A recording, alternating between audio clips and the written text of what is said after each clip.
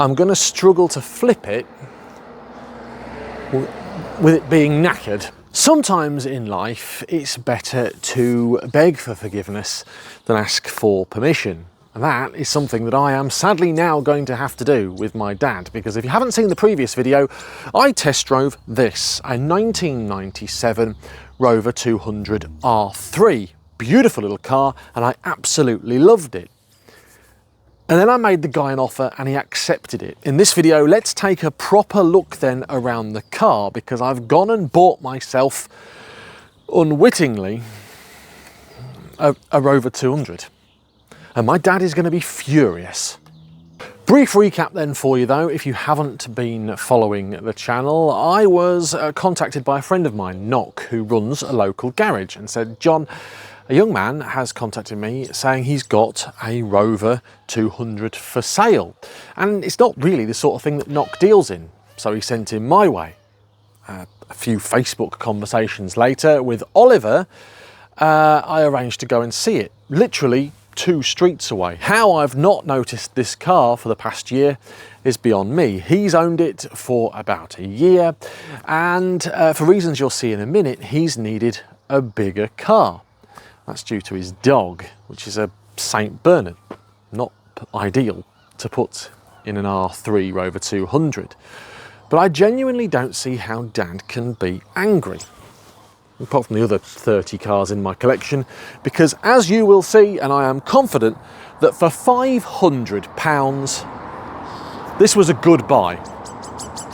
Let's take a look around the car. Okay, before I properly show you around the car, let's talk about how I could be possibly committing the perfect crime. How have I got away with this so far without Dad noticing it? Well, he's on holiday for 2 weeks. This is my plan.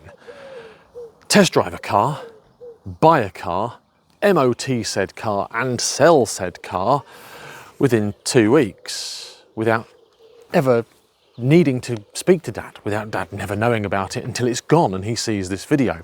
I reached out to a friend of mine called Dougie, who has given me some top tips. The R3 Buyer's Guide. We'll have a look at that in the video as well. Sills, check. Tailgate, check. Roof, check. Front and rear arches, check. Sunroof, check. K-series engine, yeah, check.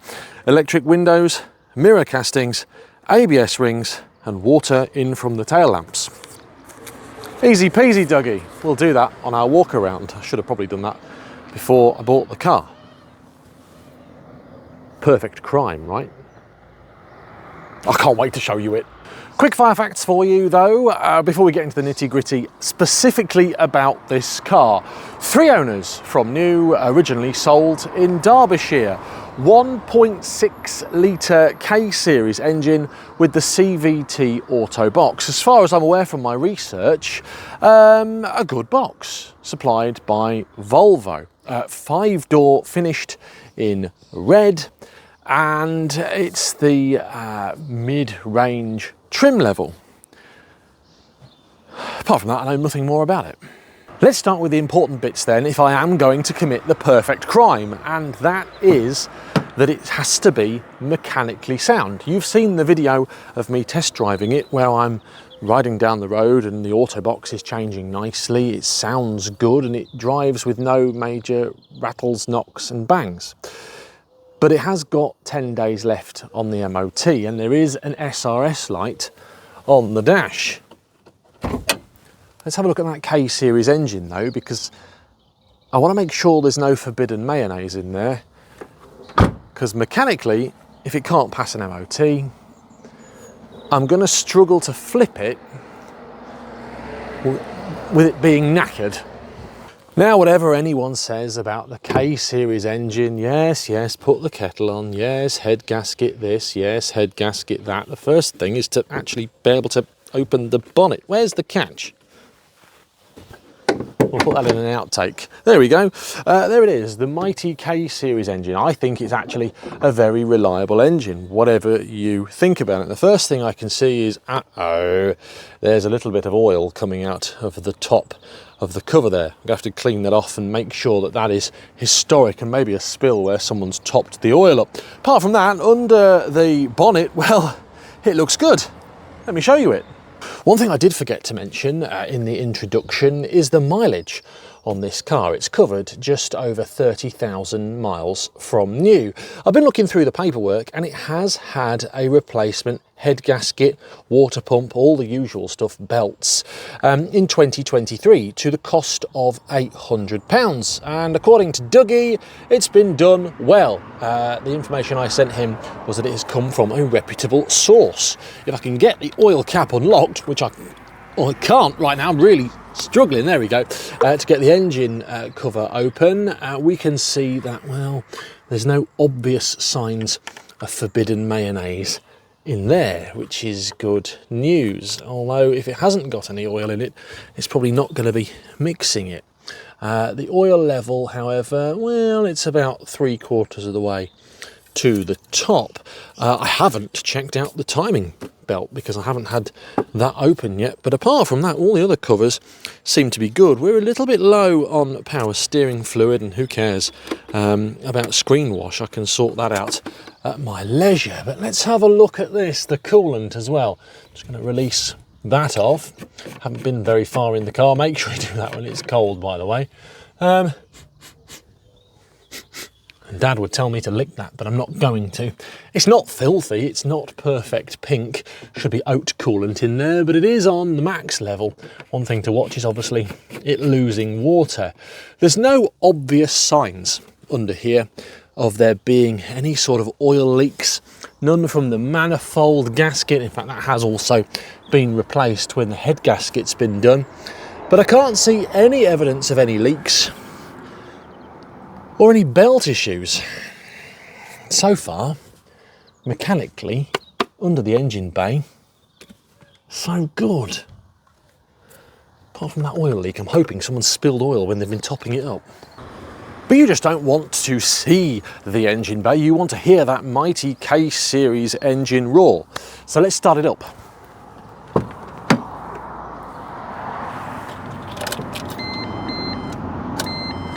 Oh. Yeah, the immobilizer's kicked in. Lock, unlock. Now let's try again.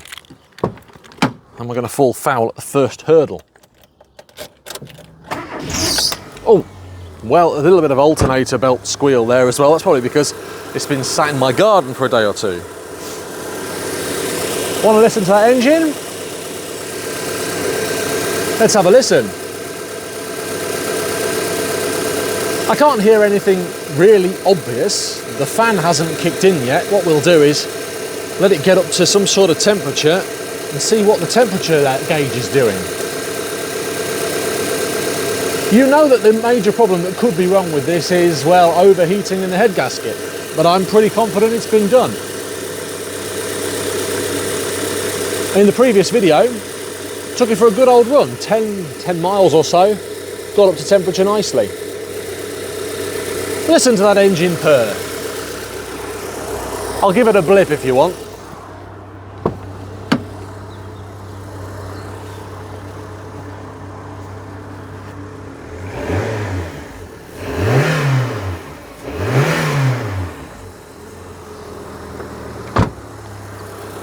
Lunatic. Right then, so mechanically I'm pretty confident that actually the car is okay and there's no major issues there. Water I've checked, oil I've checked, power steering fluid I've checked, and screen wash I've checked. Remember, I'm also going to try and MOT this vehicle before Dad gets home from holiday. So, yeah, mechanically, from what I know, it's all right, isn't it? Joking apart though, if it is mechanically absolutely knackered, I know a man that can fix it. So I'm not really worried about mechanicals, but when it comes to buying £500 boxes off Facebook, there is one thing that I do know to look out for, and that is rust and rot, because Dad and I are not bodywork experts. Yes, he put a sill on my Rover 75, but it wasn't too pretty, and I can see evidence that at some point this car has had some paintwork. There's a little bit of fading on the tailgate here, and a blow-in mark where it's gone up to here. I'm assuming at some point it's had arches. But at 30 odd years old, cosmetically, well, it looks okay. And that's the bit that I care about, because that's my job. I know that the headlining will probably be sagging and the door cards will be knackered, but cosmetically, take a spin around the car. Meanwhile, whilst we do that, I'm going to leave the engine running just to see if it gets up to temperature, because I really want to hear that fan kick in. Let's start at the front then, checking out the cosmetics of the car. The headlights are, well, nice and bright, and considering they are plastic, they don't look like they've been replaced. There is a bit of damage to the front bumper here. So clearly somebody at some point has knocked into it and it's peeled here and cracked it. I'm going to get some clear nail varnish on there to sort that out. The chrome here is nice and bright. I say the chrome, the plastic chrome, and the bumper is very good. Front fog light, well, we haven't got that in this model, but the trim is a nice colour, and under here looking good. At some point lost its original number plates, which is a shame. No fins broken on the grille, and the Rover badge is nice and bright, and this headlight as well, also in really good condition. I'm not sure if they've been replaced or it's just been looked after. The bonnet is nice, there's no signs of lacquer peel on there, and being a red car, you know exactly what the issues could be there. There's no major wibbles or dents in the car either. I'm looking down the side of it and I can see one car park dent, very small in the front passenger door there, but nothing too major. We'll go ahead to this wheel arch. It's nice and clean, this wheel arch. There's no feeling of rust or rot in there, just a bit of dirt, but it's very good condition. This tyre is okay. Wheel trims, sad to see that someone has cable tied them on and they've had a little bit of use in their life, but probably easier to get myself a Rover wheel trim than you would expect. So Dougie was telling me about these mirrors. Well, this seems to be relatively tight. I don't want to give that too much of a wobble. And there's a little bit of a crease in this A-pillar here. Not too sure how that's happened, but the windscreen is good, no cracks in there. We will have a look at this door then. The trim is good. And if we take a look at the sill, well, this sill seems in relatively good condition, but then we get to the back here and there's a little bit of a bleb. In fact, I would suggest that at some point in its life it's had a patch put in here and the wheel arch is done. That's just really surface. There's no holes in there, but it's not going to get any better. We need to treat that really before it gets any worse. Rear wheel arch, same again. Let's run my fingers along there. There's a little bit of blebbing starting to come through, but for a car of this age built on a budget, it's very good. Paintwork nice here. There's a little bit of orange peel here. I would suggest that at some point it's been painted on this back quarter. That Rover badge looking nice. The roof, well, very good condition. The sunroof, I would say the seal is starting to go just a little bit, but I haven't opened that up yet. We'll do that as part of this video. All in all then, near side on the car, very good. We'll pop the fuel filler cap and have a look in there. I'm guessing it's a push. Yeah, it is a push. You know, you can't argue with that. That looks good. Rear of the car lights are nice and bright again here. Yeah, that's fine for a plastic rear light. And I can't actually see any issues with the rear. This number plate, potentially one of the originals. I'm not 100% certain, but it seems to be a slightly different age to the front and a different font as well. The Rover badge looking nice and bright, that Viking badge on the back there. Same with the 200. We've not lost the sort of chrome effect on there, which is an issue. One thing I love about the R3 is this design here with this black spoiler and the high level stoplight. You could tell at the time when Rover took over from the early 200s to the R3 that they let the younger designers have a go. Back box, well, it looks relatively good, doesn't it? The back box on there, it certainly doesn't look rotten. Let's see if I can poke the camera underneath there at the suspension. Well, that looks relatively good. Oops. Fuel tank looks good too. It certainly had some sort of rust treatment from what I can see. Offside then, same again, and we've got the same issue on the rear of the sills, but it's not rotten, it's just surface. I would suggest that at some point, again, that's been done, but nice and solid with a little bit of a clean-up. That should look good. Wheel trims on here all matching, and this wheel arch, yeah, no, can't feel any problems there. Again, I think it's had some paint in its life, but the trim is looking good. One thing that does let it down on this side is a big old ding here that you can see in there, but nothing that a bit of paintless dent removal won't sort out by pushing out the back there. Orange peel at the bottom of this door, I would suggest that's been painted as well. Right, what we'll do is we'll check out Dougie's advice. Yeah, that's nice and tight, and the front wheel arch is looking good as well. Overall, genuinely, cosmetically, externally, well, I'm giving it a 4 out of 5 stars.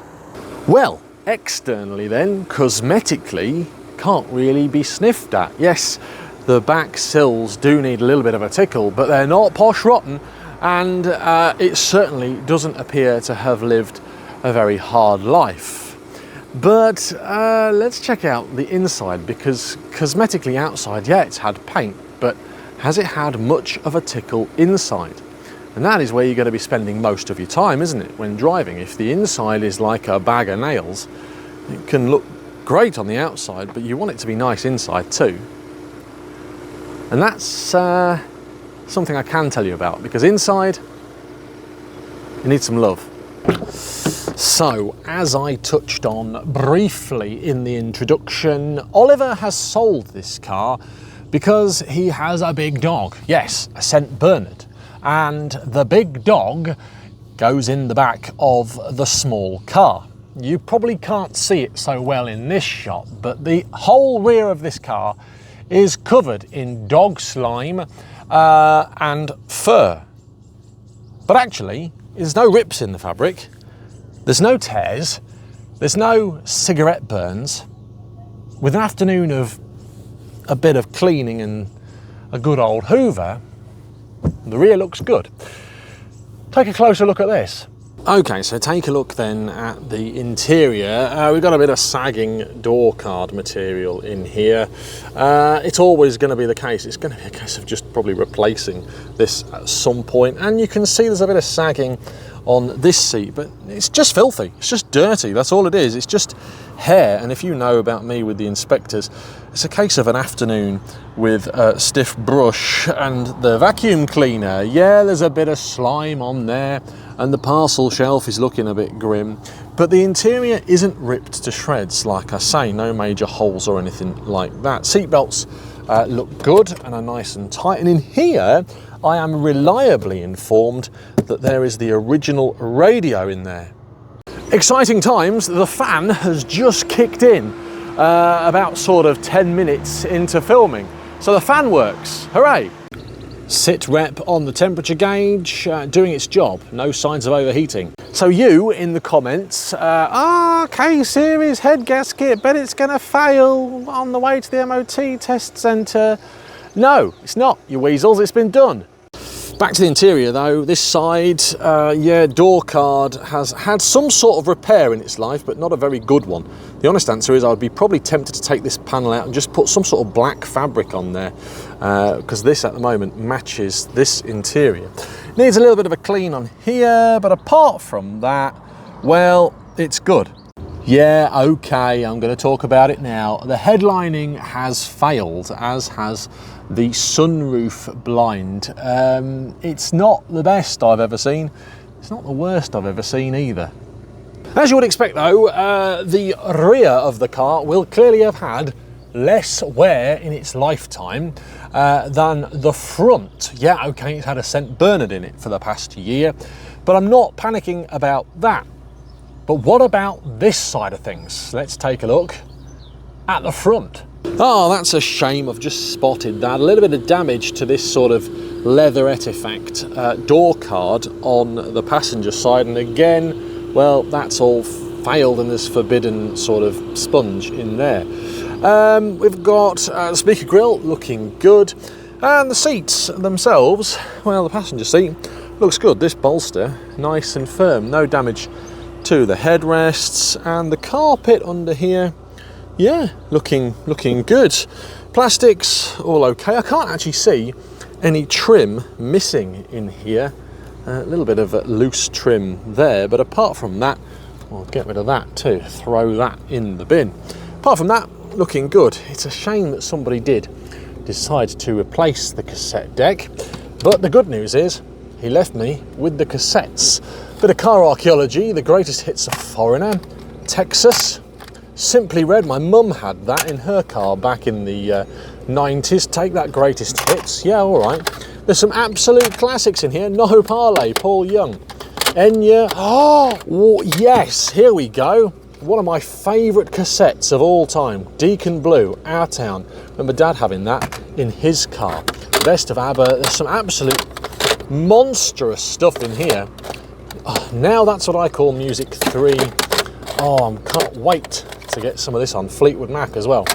Someone at least had good taste in music, even if they didn't in cassette decks. Lastly, to the driver's side, and yeah, we've got the same issue with the door cards here, and a little bit of wear to the driver's bolster, but nothing that I am really concerned about. The steering wheel, really good condition, and considering the car is driven 30,000 miles, yeah, I'm not going to be too concerned. One thing I haven't tested or checked yet are the windows. There we go. Well, the passenger one works.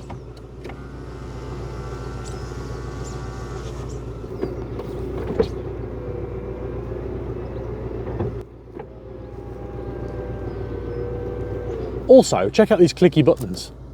Oh, that's a satisfying click. Oh, yeah. Aha, but does the sunroof work? Well, yeah, incredibly. There you go. What more do you want? A sunroof that works. I've just spotted that. That's a shame.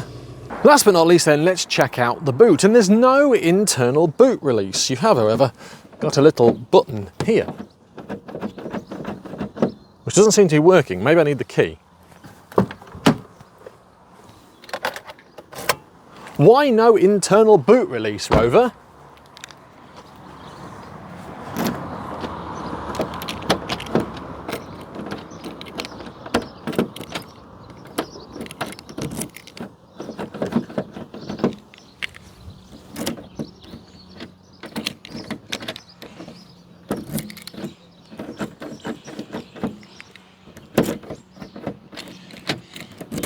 "2,000 years later." There we go, I worked it out in the end. Well, it doesn't look soaking wet. No, actually, the boot looks very good. You've got some rear speakers in here too, and a bit more dog slime. Parcel shelf looking good. Let's lift this boot carpet and see what is underneath. Ow, I've just cut myself. Wow.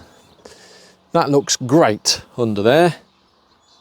In fact, the boot floor is immaculate.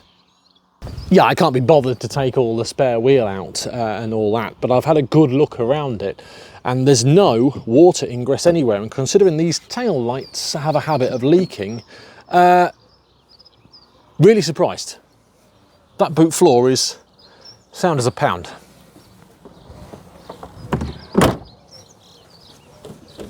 Now I've got it. All in all then, apart from a few twiddly bits, a very good start.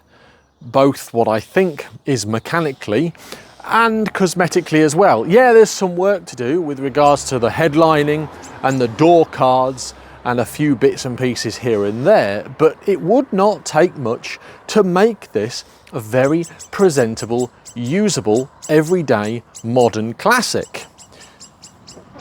I've just been a stone chip on the bonnet that lets it down. You need to get something on that before the lacquer disappears. So let's talk about the plan.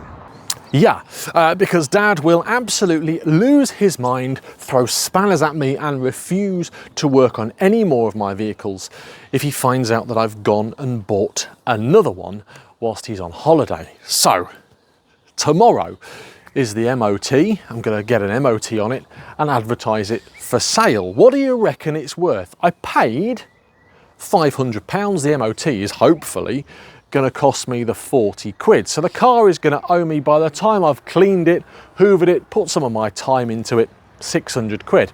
I don't want to be greedy with it and it sit around for 2 weeks and Dad throw the spanners at me and it ruin everything. But also, I don't want to just give the car away to somebody who's going to use it and abuse it, maybe, I don't know, deliver pizzas in it for the sake of £750. So what I'm asking from you is a valuation, please, in the comments down below. What do you reckon it's worth? Where should I sell it? Is it something I should consign to auction, or maybe even try and do a raffle? Would you buy it? And for 500 quid, have I bought a pup? I'm quietly confident, to be honest with you, in this one, that there will be no unforeseen circumstances. But if there are, well, I'm going to have to face the music and upset Dad. What do you reckon? Something new and different to the channel, a Rover 200 R3. I have genuinely enjoyed driving it about so far, and I cannot wait to take it for an MOT and see Neil and see what Neil thinks to it. Let me know in the comments down below. Have you ever owned one of these? What did you reckon to it? What sort of thing should I be looking out at? And is there something glaringly obvious that I have missed in this video? Like, hype, subscribe, do all the usual stuff to stay up to date, but I might try to do more of these little videos where I buy a cheap banger and try and flip it before Dad even sees it. Thanks for being with us. Till next time. See you later. As ever, thank you for watching this video. Dad and I have selected a couple more videos for you that we think that you might like. They're here now. Just give them a click to watch them. Don't forget to subscribe if you haven't already done so. It means a lot to us. Thank you.